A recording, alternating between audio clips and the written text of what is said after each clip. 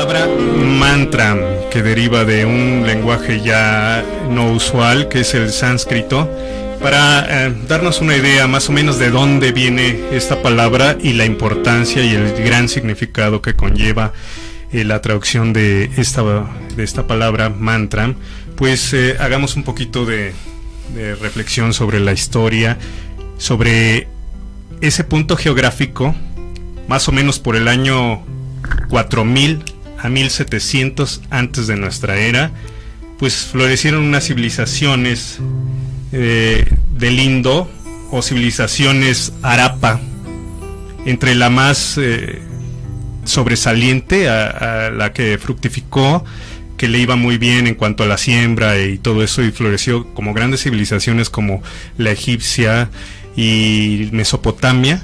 Estamos hablando de Mohenjo-Daro.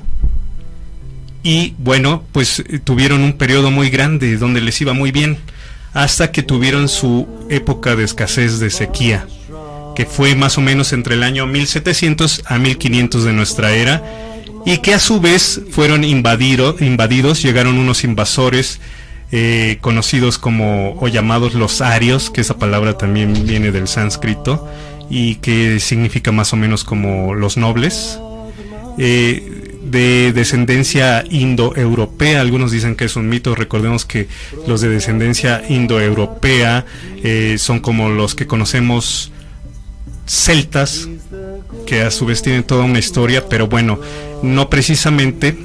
Llegaron a este lugar y pues al mezclarse con los habitantes de la zona del Indo, forman una cultura, lo que ahora nosotros conocemos como el periodo Veda.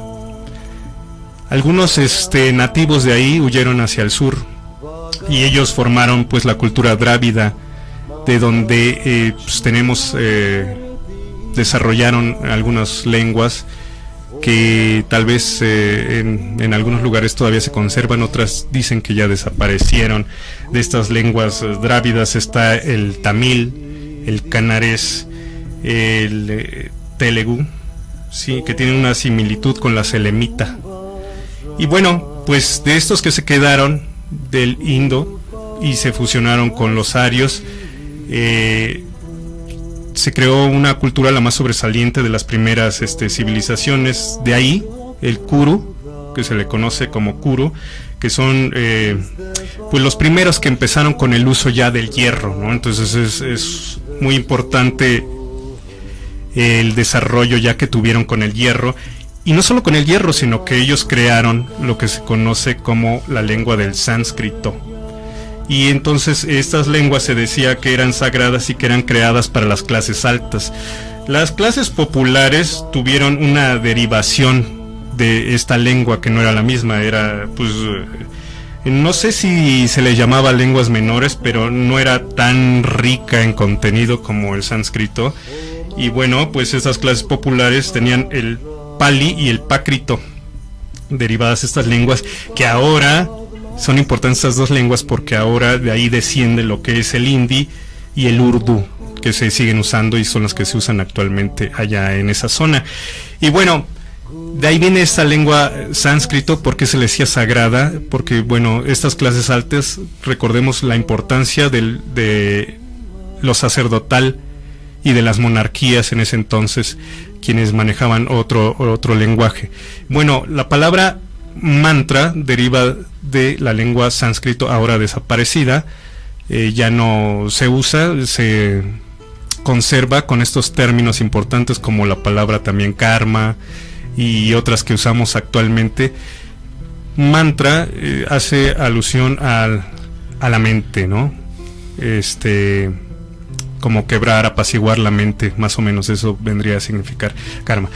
Te doy la bienvenida al programa Ser, Saber y Hacer. Hoy el tema mantra. Y para hablar de este tema me acompaña mi amigo, que ya ha estado en muchas otras ocasiones y me da mucho gusto recibirlo nuevamente, Mahadev. Muchas gracias, sí, ya como parte del activo fijo, casi aquí. Bueno, un gusto. A ver si no se aburre la gente. No, un gusto, porque conocedor de todos estos temas. más de 30 años dedicado al esoterismo y a las prácticas esotéricas, principalmente a la yoga. Bueno, sí, en realidad soy más místico que yogi. Sí, más de 30 años, casi 35 años en el ámbito místico. Pues tratando de conocer un poquito de diferentes corrientes, de diferentes prácticas o filosofías, y 15 años casi apenas en el mundo del yoga. Ahí sí todavía soy muy bebé y todavía no. En ambas me falta mucho que recorrer, evidentemente, pero en el yoga más. Y en efecto, como ahorita comentabas, muchos de esos términos sánscritos se han conservado gracias a la práctica del yoga, que es donde más uso se le da. Bueno, es que era interesante hacer como este preámbulo, esta presentación, porque nosotros pues hablamos de los Vedas y mucha gente desconocemos quiénes son los Vedas o quiénes fueron los Vedas. Los hindúes, ¿qué religiones practican? Bueno, pues es que yo empecé hablando del año 4000 antes de nuestra era, pero antes de eso todavía hay una historia conocida del 4000 al 1700 como neolítico, es decir, cuando ya se le da una dirección, un uso después del periodo de la edad de piedra, ¿no? Que se le conoce, pero antes hubo otras civilizaciones. Hay por ahí algunas filosofías que se supone que se adentraron un poco más a este estudio y te hablan de más de 10.000 años, ¿no? Uno de ellos es la corriente del Kundalini Yoga, precisamente, donde ellos consideran todavía mucho más antiguo la práctica del mismo yoga como tal, pero no como la conocemos hoy, evidentemente. Hoy ya se ha comercializado mucho, se le ha dado unos enfoques que nada que ver con lo que era la realidad, con lo que era la esencia pura del yoga, que era mucho más filosófica que práctica, y ahora le han quitado toda esa parte filosófica, que es lo que le enriquece, ¿no? Yoga igual deriva del sánscrito. Totalmente, yoga deriva de la palabra yug, que significa yugo. Del sánscrito. Del sánscrito. Lengua sagrada. Lengua sagrada porque, como bien comentaste, era pues digámoslo así, un dialecto, vamos a decirlo así. No, pues es que era todo un lenguaje súper estructurado. Todo un lenguaje, pero exclusivo para determinados niveles, ¿no? Dentro de la sociedad. Precisamente por el uso de tan profundo que se le daba, donde implicaba métrica, donde implicaba matemática, donde implicaba el estudio del sonido, donde implicaba la repercusión energética a nivel físico, mental, emocional, psicológico, energético, espiritual, ¿no? Entonces no era para el uso común, muchas culturas hemos sabido, la misma prehispánica aquí, pues igual siempre se ha dividido como por castas, ¿no? Y es precisamente a las castas básicamente sacerdotales y a las monárquicas, a las que se les daba el uso exclusivo, ¿no? De estos conocimientos y su práctica. Y precisamente porque ellos pues no estaban ahora sí que preocupados como las demás castas, que era pues en el trabajar la tierra o las armas o qué sé yo, la orfebrería o lo que fuera. No, ellos ya tenían todo ese asunto resuelto, ¿no? Entonces más bien era estar incursionando en cosas más allá de lo corpóreo, en la metafísica, en todos estos estudios que tenían que ver con la forma en cómo trataba el hombre de trascender, y cómo trataba el hombre de buscar esa conexión con el todo, con el ser supremo, como en cada cultura se concibiera, y para tener esos contactos directos, esas experiencias más allá de lo terrenal, de donde pudieran obtener más información y de donde pudieran ellos tratar de responder las preguntas que ha tenido el ser humano desde siempre, como quién soy, de dónde vengo, a dónde voy, qué hay más allá, soy el único aquí, qué hago y cuál es mi rol conmigo mismo, cómo me encuentro, conecto con mi esencia interna, cómo conecto y cuál es mi rol con la esencia externa y el todo. Pues sí, a mí lo que me sorprende es todo lo que tenemos atrás, miles y miles de años de culturas que florecieron, algunas desaparecieron, porque pues fueron tiempos de guerras, de conquistas, donde llegaban y terminaban con templos que estaban, bueno, que se habla que eran maravillas, ¿no? Que ahora ya no podemos ver por por estos conquistadores que llegaban y querían imponer su cultura, su religión, sus deidades, su lenguaje, y entonces avasallaban con todo. Pero bueno, nada muere totalmente, ¿no? Hay cosas que como semillitas se van quedando, y todo esto en el periodo más o menos que de 1700 a 1500 que se forma el periodo Veda, y que se le empieza a dar forma, y que también se le considera sincretista porque toma de otras culturas, inclusive de los griegos, de todo, ¿no? Es que entonces, en realidad rica. Vedas como tal se aplica un poco más a este asunto del compendio de las escrituras sagradas, que hoy por hoy pues son como la base espiritual de la cultura hindú, ¿no? Eso básicamente viene siendo los Vedas, y que incluso hay por ahí una corriente filosófica ya más contemporánea que se llama Vedanta, ¿no? Donde precisamente se da la tarea de hacer como este estudio de esos contenidos. Sin embargo, pues atrás tuvo que haber alguien o un número de personas que se dieron a la tarea de hacer esas recopilaciones, claro, e integraciones y estructurarlas, ¿no? Claro, y se va solventando igual con la riqueza que fueron adquiriendo los antecesores, ¿no? Las culturas anteriores. Sí. Se va fortaleciendo porque, bueno, el sánscrito se dice que era un lenguaje súper estructurado, difícil de aprender. Y porque te digo que implicaba cosas como matemáticas, es decir, por ejemplo, básicamente se usaba en versos, ¿no?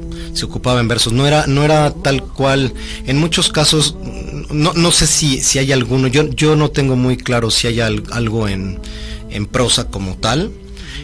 Lo que más me ha tocado ver casi siempre es en verso, y no eran versos al azar nada más para que se escuchara bonito, tenían un propósito en particular y tenían una métrica. ¿Y a qué me refiero con esta métrica? Que por ejemplo eran versos, por ejemplo 8 versos de 3, por ejemplo de 3 vocablos o cosas como ese tipo, ¿no? Digo, yo no soy experto en literatura, pero ocupaban esas fórmulas, ¿no? Porque el estudio era demasiado profundo y tenía toda una razón de ser. Precisamente buscaban esa profundidad energética que daban precisamente no nada más el sonido como tal, sino también los números, ¿no? Buscaban la numerología sagrada implícita dentro de los textos, que pues para una persona común y corriente pues podría leerse simplemente como una simple poesía, pero veladamente o internamente traen otros usos a nivel energético, a nivel sutil. Hoy vamos a hablar de mantra, que precisamente viene del sánscrito, de esta lengua considerada sagrada. Ya explicamos por qué. Sí. Mantra, más o menos su uso es mente, ¿no? Mantra y tra. Hay algunas por ahí definiciones. La que yo más empleo dentro de las definiciones oficiales de estas etimologías es la de manas mente, y tra, que es como el control o el aquietamiento de la mente, ¿no? O protección, inclusive llegan en algunos momentos algunos maestros por el uso. Es que mira, hay alguna cuestión muy particular en el sánscrito, de como lo conocemos ya muy en el occidente de manera actual, que es que quizás desconocemos la forma en cómo se usaba realmente en su momento, ¿no? Muchas veces son suposiciones de acuerdo a los estudios, pero mucho de lo que se ocupa actualmente en yoga, que es algo que yo practico, no le damos una traducción literal, no es agarrar el diccionario, ver tal cual a qué palabra corresponde y entonces lo traduces así, no, sino va más allá. Es como los dichos aquí, que tú dices algo, pero quieres dar algo, a entender algo que lo das por hecho, algunas cuestiones más de fondo, ¿no? Entonces es lo mismo, ocupas unas palabras, pero quieres dar a entender todo un contexto, toda una idea o situación que va más allá, es más profunda, y Y entonces el uso del sánscrito dentro del yoga no es que muchas veces se traduzca tal cual, así de manera literal, de diccionario, sino de acuerdo al contexto que estamos empleando, que en este caso es la práctica del yoga, que es espiritual, que es mística. Entonces lo adaptas a esos conceptos. Y aquí pues el que se ocupa más es de la protección de la mente, ¿no? ¿Y por qué es la protección de la mente? Pues porque de lo que se trata el mantra es que tú tomas una frase o un texto sagrado y lo empiezas a recitar, ¿no? De manera cíclica, n veces, donde muchas veces se sugiere emplear la matemática, es decir, la numerología sagrada, porque se dice que lo mínimo que debes de repetir un mantra son 3 veces, ¿no? Para darle ese poder matemático de la Trinidad, de Dios Padre, Madre y Espíritu Santo, lo que es Brahman, Shiva y Vishnu, ¿no? Entonces, de ahí te puedes ir al lo que le llaman ellos el Triamatsikatmo. O la Trimurti, también se conoce como en el hinduismo como la Trimurti, esa Trinidad. Pero ahorita fíjate lo que estás diciendo, nos vimos muy suavecitos. Porque podríamos irnos más atrás, porque se habla de que son descendientes inclusive de otras civilizaciones mucho más antiguas, ¿no? Porque donde se hablaba la lengua de oro, la que hablan los ángeles. Entonces, bueno, lo que estás diciendo tiene tal importancia que una palabra es creada con una energía y le da un poder. Tan es así que en filosofía se maneja que nosotros fuimos creados con una nota musical. Cada cosa que existe fue creado en una nota precisa, y que está la teoría que al entonar esa nota en el volumen preciso, en el tono preciso, te puedes desaparecer, ¿no? Como cuando hacen el do de pecho la soprano y quiebran la copa, ¿no? Entonces existe por ahí una teoría, y de hecho está comprobado, creo que 2 pianos, por ahí escuché, que están afinados de igual manera. Si empiezas a tocar un piano, el otro, sin que nadie lo esté tocando, empieza a replicar las notas, ¿no? Por esas leyes de similitud, de energética, de vibración. Entonces, si estas palabras tienen poder, fueron creadas con un poder, esa es la importancia. Y yo creo que lo más sobresaliente del sánscrito, que se le llama lengua sagrada, que yo te decía, nos vimos suavecitos, porque hay otros que hablan de lémures, donde viene la lengua de los ángeles, ¿no? y que cada cosa la creaban con un poder. Pero bueno, la palabra mantra tiene un significado muy profundo, lo acabas de explicar. Hay que ir más allá, ¿no?, de la etimología. Sí, definitivamente esto es para poder llevar a la mente a estados profundos de conciencia, ¿no? Ese es en realidad el uso, no como tal la palabra, sino todo el contexto que implica esa palabra. Entonces, los mantras en general, pues son esos textos sagrados que dependiendo el texto que tú tomes, o la palabra, el escrito sagrado que tú tomes, pues tiene un objetivo en particular en el que se trabaja, pues para llevarte a esas distintas moradas, ¿no?, sutiles, a través de su correcto uso, e insisto, agregándole también muchas veces estos elementos como la numerología, como mudras o como visualizaciones, como el sentimiento, como la concientización. Entonces vas sumando toda una serie de elementos a la energía que se unifican en un flujo, ¿no?, que empieza a impactar y empieza a crear un efecto dominó en todo lo que está a nuestro alrededor y más allá, ¿no? O sea, como este dicho que dice que hasta el aleteo de una mariposa repercute hasta el otro lado del universo, ¿no? Es igual, es este asunto que vas generando tú, y que a través del uso de ese mismo mantra, de esas mismas pronunciaciones sagradas que hacen en todo el mundo miles de personas por N generaciones, generas un flujo en el universo que ya está ahí puesto como una corriente, como una vía a la cual tú te integras para estar alcanzando esos objetivos, y por eso lo hace tan poderoso, porque no es finalmente un esfuerzo individual, sino que al tú recitarlo te integras al esfuerzo, concientización, pronunciación de miles de seres que han estado trabajando en lo mismo con plena conciencia, tratando de buscar o alcanzar ese mismo objetivo que tú estás trabajando. Pues está comprobado que todo lo que es materia es vibración. totalmente. Vibra. Todo. Esos sonidos son vibración. Sí. Y existen en diferentes culturas. Ahorita hablamos de una cultura, pero bueno, también, bueno, que es del Oriente. También los japoneses tienen sus mantras y los sonidos sagrados. También los chinos se utilizan, pues digamos, se tenía este conocimiento del sonido con vibración específico.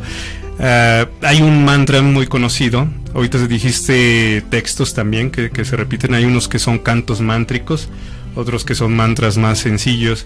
El más conocido es el Om o Aum, como Correcto. se pronuncia, que dicen que es el sonido o la vibración del universo, ¿no?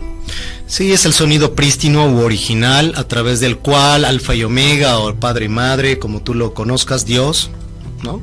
Se supone que nos crea, ¿no? Para los que estamos como muy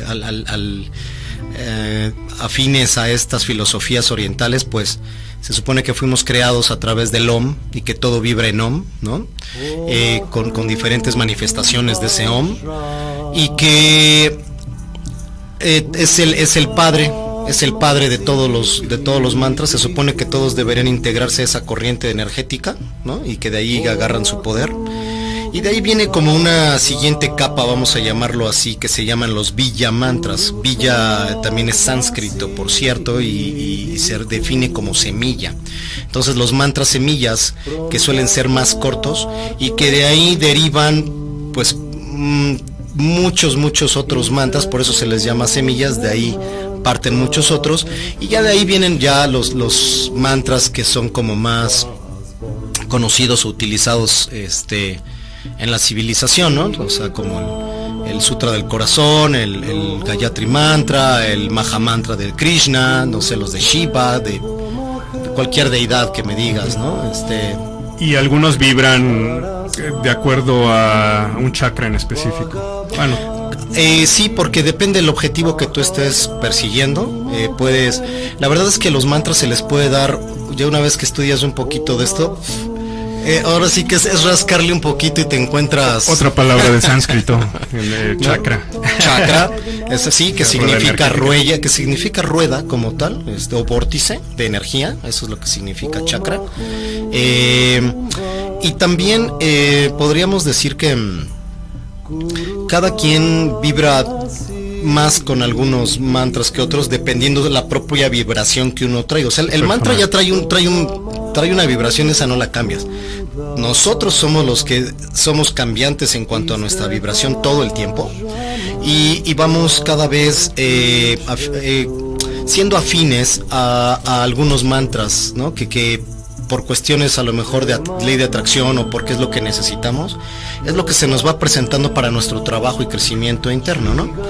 Y tenemos pues muchos, la verdad es que muchos ejemplos. Claro. Y dijiste también algo importante, no es exclusivo de la India los mantras se dan en todo el mundo, en cualquier cultura. Yo conozco mantras, por ejemplo, judíos, ¿no? Entonces, o sea, que tú dices, bueno, pues son culturas totalmente diferentes. Los rezos.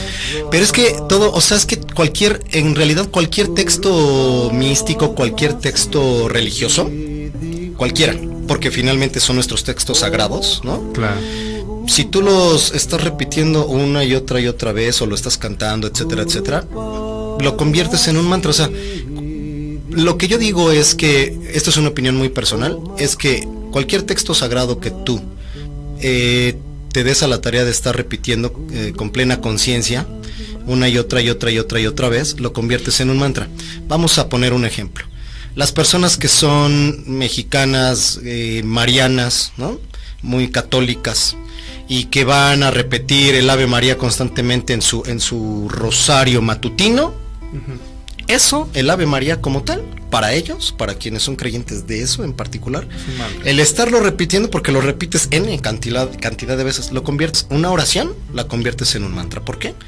Bueno, claro, siempre y cuando lo hagas en conciencia, estés bien visualizando bien por qué lo estás haciendo, para qué lo estás haciendo, y el estarlo repitiendo constantemente, y cuando realmente te integras, ¿no?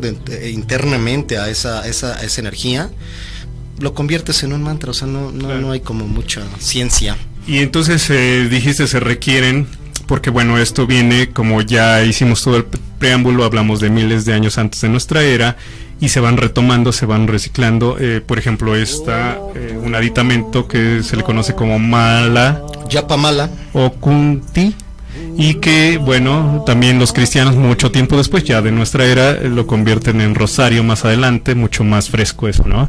Sí. Y también están diciendo el rosario, pero usando estos aditamentos que ya se usaban ancestralmente. ¿Cuáles serían los aditamentos que tú recoges y recomiendas como más funcionales para redondear lo que sería entonar un canto mántrico o un mantra? El mantra es recomendable a través del Japa Mala. El Japa Mala es una herramienta sagrada, como lo sería nuestro rosario, lo que le llamamos el rosario para rezar el rosario. El Japa Mala como tal es la herramienta por excelencia para que tú puedas precisamente recitar los mantras. ¿Por qué? Pues porque precisamente desde la raíz que estamos viendo que es mantra, que es para aquietar la mente, para proteger la mente, para irte hacia adentro, hacer ese trabajo interno sin ser perturbado, sin que te distraiga cualquier cosa. Entonces estos aditamentos para lo que sirven es precisamente para llevar el conteo con los dedos, ¿no? Para ir recorriendo. Tú debes de preparar tu Japa Mala de acuerdo al número de repeticiones que vayas a hacer. Claro. Si quieres en otro programa, porque es que es un tema muy extenso, el Japa Mala, pero nos dedicamos solo a la numerología. Aquí trae algunos descansos que marcan ciertas secciones, y que un número de cuentas. Esta parte es importante, que es la más grande, que representa. Ese se le conoce como el gurú o la divinidad, y ese nunca lo debes o de tocar ni de brincártelo, ¿no? Sí estaría muy bueno un programa donde habláramos solo de esta herramienta. ¿Con qué mano recomiendas empezar? Porque, por ejemplo, los tibetanos lo hacen con la mano izquierda, que dicen que está cerca del corazón, otros dicen que no, que porque debe ser con la diestra. Cada filosofía tiene su explicación y te dicen por qué, y yo creo que todas son válidas. La forma en como te dicen, unos te dicen que lo vayas recorriendo hacia abajo alejando al gurú, ¿no? ¿Por qué? Pues porque los que defienden esa parte te dicen que debes ir conforme a la energía, es decir, de izquierda a derecha, conforme circula la energía en el universo. Pero otros te dicen que debes de empezar al revés, porque lo que tú quieres es acercar al gurú a tu corazón. Entonces, bueno, la verdad es que cada filosofía defiende su propia forma o técnica. Lo importante es que... Vendría siendo lo de menos, entonces. La verdad es que yo más bien es... la intención. Ocúpalo exactamente con la intención de crecer. Y finalmente lo que sí importa es que le des el uso para lo que es que no se distraiga tu mente. Si tú vas a trabajar con numerología sagrada, dices, bueno, voy a repetir 33 veces, 54, la 108, si voy a repetir 21, 12, 9, 7, 3 veces, bueno, haz la marca. No puedes poner todas las marcas, pero particularmente que tenemos tú y yo, que tiene esta herramienta aquí que se mueve, precisamente es para eso.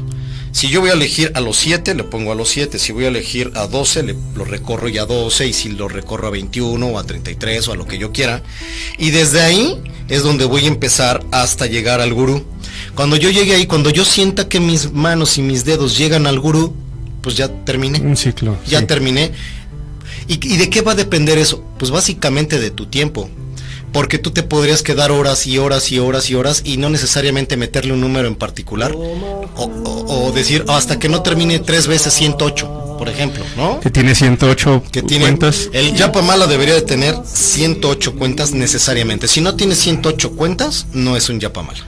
Porque es un adorno. Es ese número específico. Tiene que ver con numerología sagrada, ¿no? Que podríamos ahondar posteriormente más en eso, pero sí, a grandes rasgos te puedo decir que el 108 es la suma de 1 más 0 más 8, que es el 9, que es el número indestructible o el número de poder que se conoce en numerología, o también porque representa el 1 a mi naturaleza individual, ¿sí? A mi alma. El 0 representa al todo o Dios, y el 8 es como la representación del infinito, que que tendrías que costar, ¿no? Entonces, a grandes rasgos, pero hay cualquier cantidad de explicaciones numerológicamente hablando, ¿no? Místicamente hablando, pero retomando un poquito, el tema realmente para lo que se ocupa esta herramienta sagrada no es de adorno, no es para que le andes trayendo a las fiestas y ese tipo de cosas, ¿no? Eso se debe de ocupar de una manera tal que inclusive algunas corrientes te dicen que ni siquiera debe de ponerla en el piso, que debe tocar el piso por lo sagrado, que debe de estar siempre en tu regazo o en un muslo o en tus manos. Y entonces tú no debes de distraer tu mente en estar pensando, hoy llevaré 10, 11 o 13 o cuántos llevo, porque según yo quería llegar a los 21 y cuántos me faltaron. No, pues entonces ya.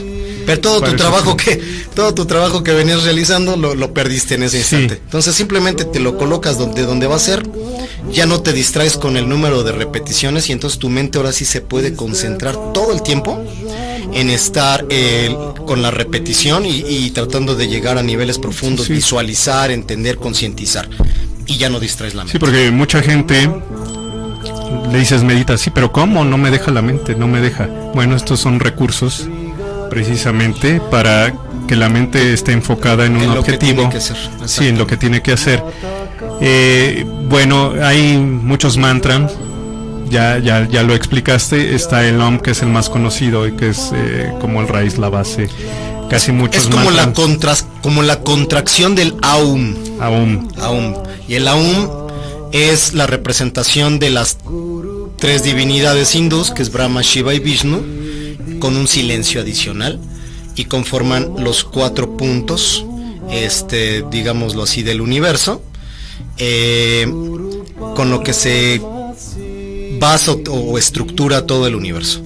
Y digamos que la forma abreviada, la contracción, es el Om como tal. Claro, pero se debe pronunciar Aum. En realidad, se pueden pronunciar de las dos en realidad, pero sí es más completo hacer como el Aum, porque eso te permite ir concientizando a cada una de las divinidades con sus distintos atributos. Pero pues claro, digo, no pasa nada si dices Om, ¿no? Ahora, mencionaste algo importante, el silencio. Porque no es Aum, Aum, Aum, sino es Aum. Ese silencio en primera, cuando estás recitando, te da la oportunidad de respirar y significa el cierre del ciclo y al mismo tiempo el inicio del nuevo ciclo, ¿no? Es como todo el proceso de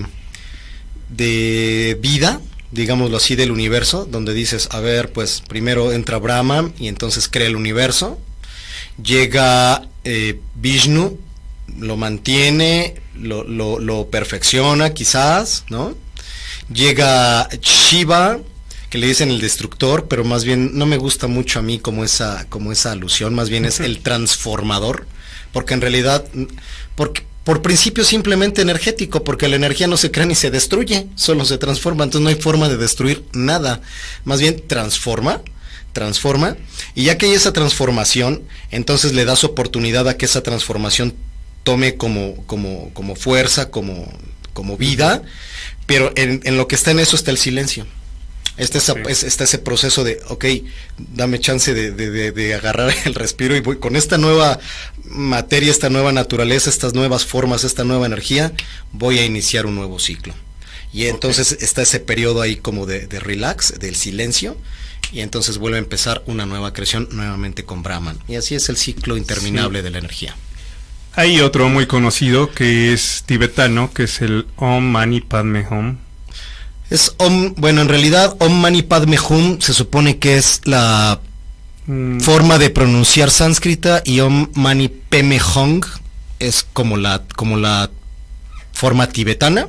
Tibetana, sí. Ajá, vendría siendo la forma tibetana y son lo mismo. Mantra atribuido a Avalokiteshvara, que para muchas corrientes es o fue la última encarnación de Kuan Yin. Para los tibetanos propiamente no es así en la mayoría de los tibetanos, porque ellos consideran que Avalokiteshvara sigue reencarnando cada vez en cada Dalai Lama que tienen, ¿no? Pero para otras corrientes filosóficas fue su última encarnación, que fue como hombre, y que después trasciende como maestra ascendida Kuan Yin, que es la madre de la compasión, del amor, la flama violeta. De la llama violeta para los de la corriente de Nueva Era, de la llama violeta para Oriente, y que es la misma función que haría la Madre María o la Virgen de Guadalupe para Occidente, ¿no? En corrientes filosóficas es lo que más o menos se maneja. Sí, hay pues infinidad de mantras, ¿no? Por ejemplo, hay uno muy conocido como el Gayatri Mantra. El Gayatri Mantra, tiene una naturaleza, se supone que tiene como una naturaleza femenina, donde se supone que está personificado, o su energía es como personificada por una deidad femenina que se llama precisamente Gayatri. Es que Gayatri es la forma femenina de decir Gayatra, ¿no? Entonces lo que termina en I es para lo femenino y lo que termina en A es para lo masculino. Entonces el Gayatri es la forma femenina. Hay una deidad o diosa femenina que se llama así, Gayatri, que en algunas filosofías se le reconoce como reencarnación de Parvati o de Lakshmi, y que es un mantra que se supone que está dirigido para alabar o reconocer al dios del sol, ¿no? Es como más o menos a grandes rasgos. Bueno, pues hay otros que van directamente a sus divinidades, ¿no? A Ganesh, sí, a Om Gam Ganapataye Namaha es para ser que se conoce Lakshmi, como el ser que nos quita los obstáculos. Ganesh es el niño, es el dios niño, es un dios niño, el elefantito, que se queda con la cabeza del elefantito. Y bueno, cada mantra tiene su historia, ¿eh? Eso sí, es bien importante decir. O sea, tienen a veces unas historias, a veces un poco cruentas, ¿no? A veces, y no por eso menos interesante. En el caso ahorita que comentas de Ganesh, en realidad es un dios, una divinidad que se quedó o eligió quedarse como niño por la historia que se dice del por qué tiene la cabeza de elefante este niño. En realidad se supone que era hijo de Shiva y de Parvati, pero Shiva se va a sus meditaciones y a hacer lo suyo, que dura eones haciendo sus cosas, y Parvati anda por acá también en sus cosas. Tienen un hijo, Shiva no lo conocía, y entonces Parvati por ahí iba a hacer algunas cuestiones muy particulares y le pide a su hijo que se quede en la puerta, ¿no? Cuidando y que absolutamente nadie entre, porque no quiere ser interrumpida. Llega su papá, que es Shiva, pero como no se conocen, no lo deja pasar, y entonces Shiva se enoja y le corta la cabeza. Y entonces cuando Parvati se da cuenta, llega y le da, ahora sí que hasta con el sartén a Shiva. Puede ser que esto sea simbólico, bueno, que tenga ahí como un trasfondo esta historia, que no sea literal. Sí, es como en la Biblia, ¿no? Es muy metafórico en muchas situaciones. Sí. Y entonces, bueno, aquí se supone que pasa el primer animalito porque Shiva se compromete a reponerle la cabeza, y como no le encuentran, pasa un elefantito bebé y se supone que la corte se la pone al bebé. Para situaciones difíciles. Esto es precisamente para quitar obstáculos. Shiva es el removedor de Ganesh es el removedor de obstáculos, igual que su papá, que es Shiva. Los dos son removedores de obstáculos, solo que muchas veces se ocupa más a Ganesh para las cosas de remover situaciones, pero más materiales, más como de este mundo, como por ejemplo empleo, problemas en el empleo, o si no tienes, para que obtengas, para prosperidad. Y me imagino que existen muchísimos derivaciones de mantras referentes a Ganesh. Hay varios, sí. Yo me sé uno muy sencillo, pero supongo que hay muchísimos más, ¿no? Om Sri Ganeshaya Namak. Om Gam Ganapataye Namaha es también muy conocido, sí. Ahora, hay para cada situación, ¿no? Para también la enfermedad, para la salud, depende de dónde, para la vista. Sí, de la salud puedes obtener el de la tara verde, puedes obtener el Teyataom Bekanse, Maha Bekanse, ¿no? Bekanse. Entonces ese también lo puedes ocupar para eso. Svaha o Soja, dependiendo la pronunciación tibetana o sánscrita. Sí, ese lo puedes utilizar. mira, las distintas corrientes filosóficas te proporcionan varios. El mismo Kundalini Yoga, que tiene unos mantras muy muy particulares y que no los mezcla con los tradicionales, pues también te proporcionan algunas opciones, porque también ellos han hecho sus estudios, ¿no? Se supone, de lo que es el nado o el estudio del sonido sagrado, y también la pronunciación. Esta no es en sánscrito, esto es en Gurmukhi, a pesar de que es de la India. Es igual una integración de varias lenguas, una de ellas es el sánscrito, y también la pronunciación está basada en métricas, y está basada en cómo la lengua toca distintas partes del paladar, y entonces eso activa X chakras que están ahí con una energía en particular. Se concentra uno, obviamente requiere saberse este mantra, se aconseja con ojos cerrados. Si uno tiene cuenta con esto, que es la mala o el kunti. Otra cosa que mencionaste es la visualización. Ya estás hablando hasta de una postura de la lengua. Es que mira, en realidad el sonido sagrado se debería de hacer por ahí, ya lo he comentado en algunos sitios. Lo tienes que hacer con los 4 chakras superiores, es decir, con el del corazón hacia arriba, porque debes entonces de sentirlo, lo que estás diciendo. Debe de haber realmente una conexión a nivel del chakra del corazón. Anahata, Ashna y Sahasrara. Eso es correcto, es correcto. Aquí cuando lo estás pronunciando, acá cuando estás visualizando lo que estás diciendo, pero para poder visualizar debes de entender. Y debes de concientizar lo que estás Los haciendo. ojos van, aunque están cerrados. Los ojos puedes, lo recomendable es hacer mudra con ojos, que es, la mayoría puede hacer cualquiera de estos 3, que es o internamente estar viendo hacia la punta de la nariz para activar de alguna manera la pituitaria. Si tú miras hacia el centro de la frente, estás activando el tercer ojo, y si llevas los ojos hacia arriba completamente, pero cuesta más trabajo sostenerlos ahí. Un visco, como visco más o menos. El de aquí sí es un visco. ¿Esto visco. No? Es que en realidad, sí, cuando mueves los ojos tiendes a juntarlos para apuntar hacia alguna dirección. Entonces, y cuando lo llevas hacia Sahasrara, que es el chakra de la coronilla, pues estás activando la glándula pineal. Entonces todos esos son elementos que van sumando o multiplicando, ¿no? El potencial de la energía. Y entonces cuando tú ocupas esos 4 energías de los 4 chakras superiores, pues haces una bomba energética. Hablábamos de Ganesh. Obviamente, si estás mantralizando algo de Ganesh, ¿visualizas a Ganesh o qué visualizas? ¿Qué se recomienda visualizar? Puede ser que visualices a Ganesh, puede ser que visualices la situación sobre la que estás trabajando ya resuelta, y cómo sería resuelta, ¿no?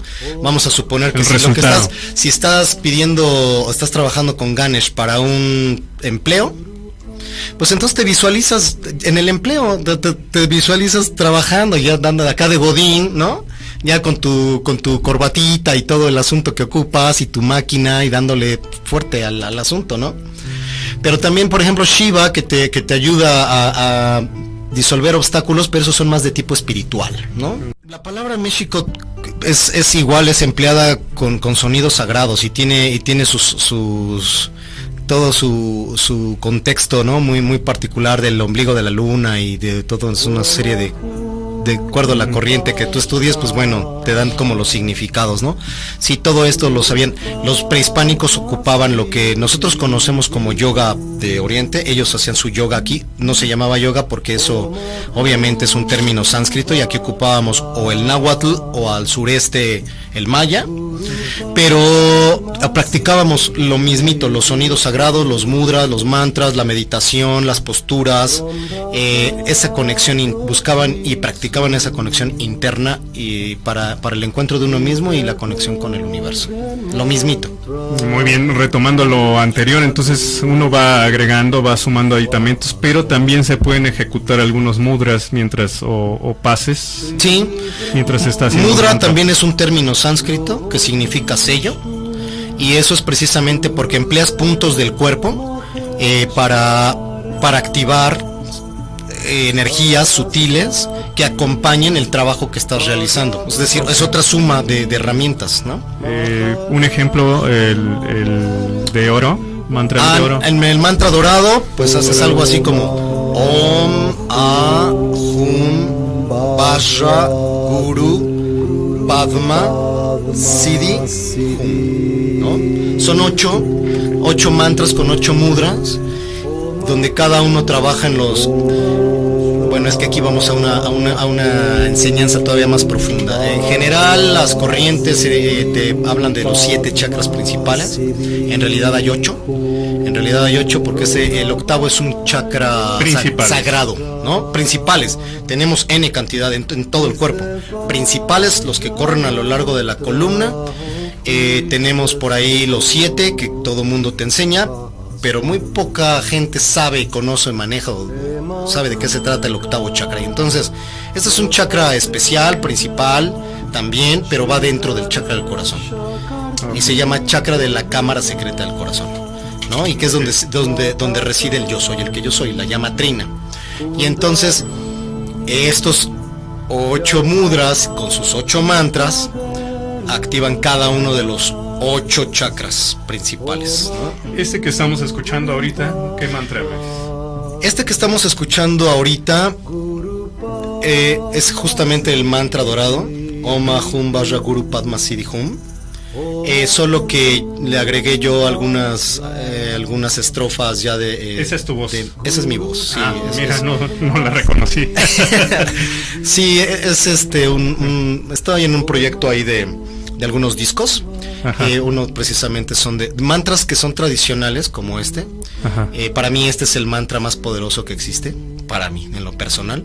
Y bueno, pues me di a la tarea de musicalizarlo y de agregarle algunas cosas y pues ya está por ahí. Es tu versión. Es mi versión del mantra dorado. Sí. Y estás lanzando algunos... El día de ayer lancé un sencillo que no son propiamente mantras como tal. Hay alguna intención, sí, pero se le conoce más bien aquí, sobre todo en México, como cantos medicina, ¿no? Que es muy de nuestra tradición, muy de la tradición como prehispánica, y que trata más bien de usarse en los lugares como los temazcales, por ejemplo, ese tipo rituales prehispánicos o de este tipo de sanación, de este tipo de medicinas que le llaman aquí en nuestro país, ¿no? Y bueno, no es exclusivo de nuestro país, también se ocupa en otras partes, pero ayer lanzamos un sencillo de 3. Sí, estamos escuchando ya uno. ¿Cuál es este? Coméntanos en lo que lo escuchamos. Este se llama, es la versión sencilla de el mensaje del colibrí, que es de pues precisamente habla de la leyenda del colibrí, cómo fue creado y para qué se ocupa este elemento en ¿Tú los lo mayas. retomas o es de tu autoría todo? Es de mi autoría. Todo es de mi autoría. Muy bien.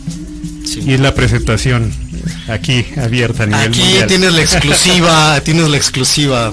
Ayer salió, la subimos a una plataforma, todo el mundo la puede escuchar de manera gratuita picando la liga. Está en mi muro, me encuentran como Mahadev o como Mystic Mahadev. Y si quieres adquirirlo, ya sea por pieza, pues son 3 piezas musicales, o completo el disco, pues ahí también está la liga en la plataforma y te indica qué tienes que hacer. Sí,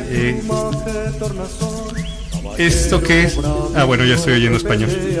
Sí, esta versión es solo español.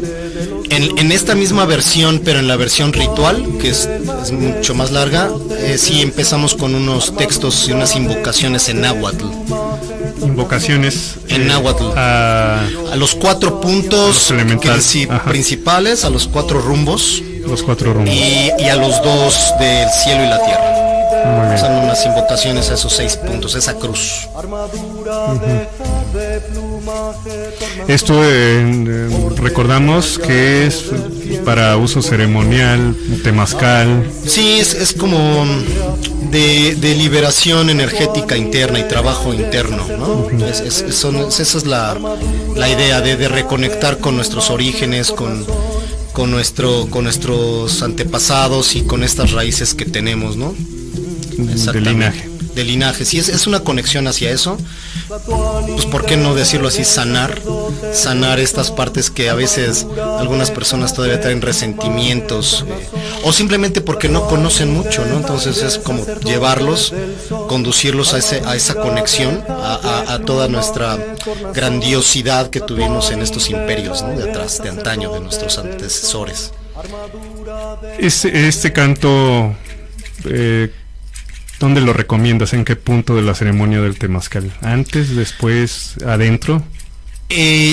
Mira, en los temazcales muchas veces se ocupa adentro, ¿no? Afuera normal, en lo genérico, en el temazcal, pues más bien primero es como una limpieza, antes de entrar al vientre de la madre, que es lo que significa, ¿no? ¿Este ya es otro? Ese es otro.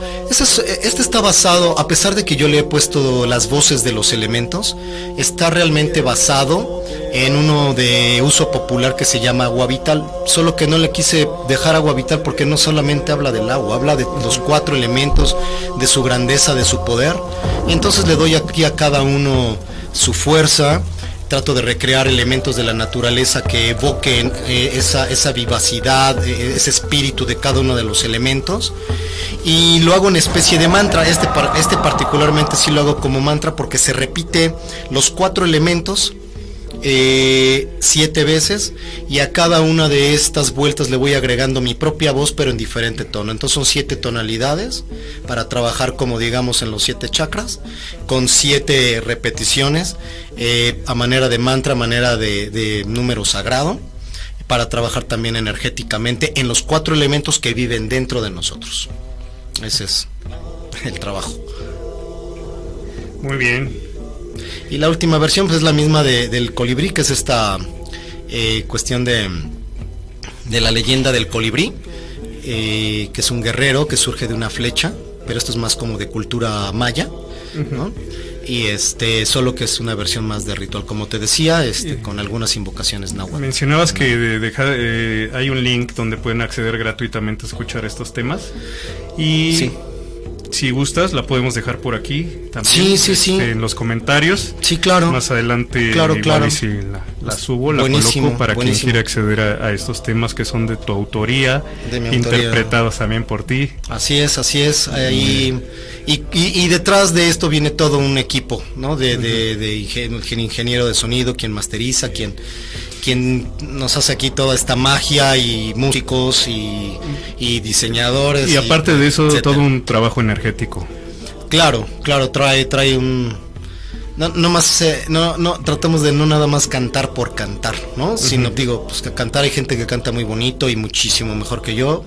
No es mi intención promover mi voz como el que canta bonito, no. Yo quiero ir más allá de eso, yo quiero ir realmente a la raíz, a sanar, a conectar con nuestras raíces ancestrales, y solamente rescatar esta situación de la grandeza de la era de oro de nuestras raíces, ¿no? Así es. O sea, no está peleado el yoga con lo prehispánico. Sí. Y bueno, lo tomas también referente a este tema de los mantras, que es una forma de un sonido, una vibración para aquietar la mente, para darle una dirección en este trabajo de meditación. Sí, así es. Es que si realmente se dan la oportunidad de escuchar esta música, mira, yo recomiendo que esta música se escuche como un buen equipo. En el celular realmente se pierden muchas sutilezas que traen implícitas. Trae cerca de 33 líneas. De hecho, ya no sé si le dejamos las 33. Queríamos, de hecho, dejar ese número interno sagrado. ¿A qué se le llaman las líneas en la cuestión de producción? De todos los elementos musicales o de voz que van conformándolo. Particularmente lleva 33.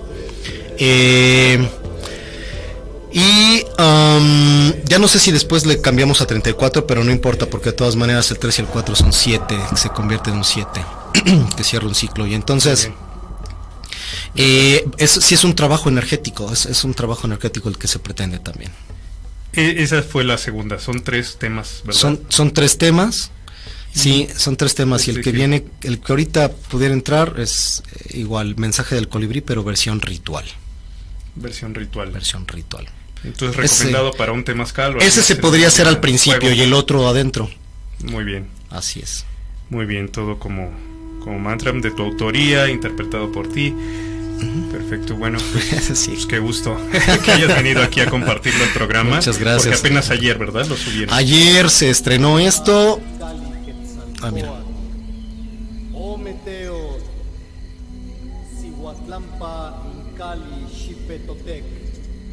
Invocaciones. Invocaciones a los 4 rumbos primero.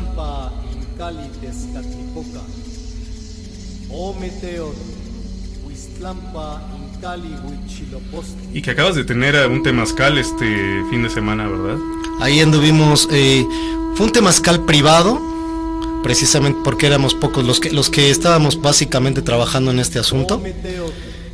Y fue privado precisamente porque nada más íbamos poquitos y para poder mantener nuestra sana distancia adentro, sí, ¿no? Claro. Bueno, y que bien ideal también un temazcal en esta época, ¿no? La verdad es que no era depurarnos y todo esto, claro, para poder sacar con energía la parte física de ese temazcal, pero también como su ritual te limpia energéticamente.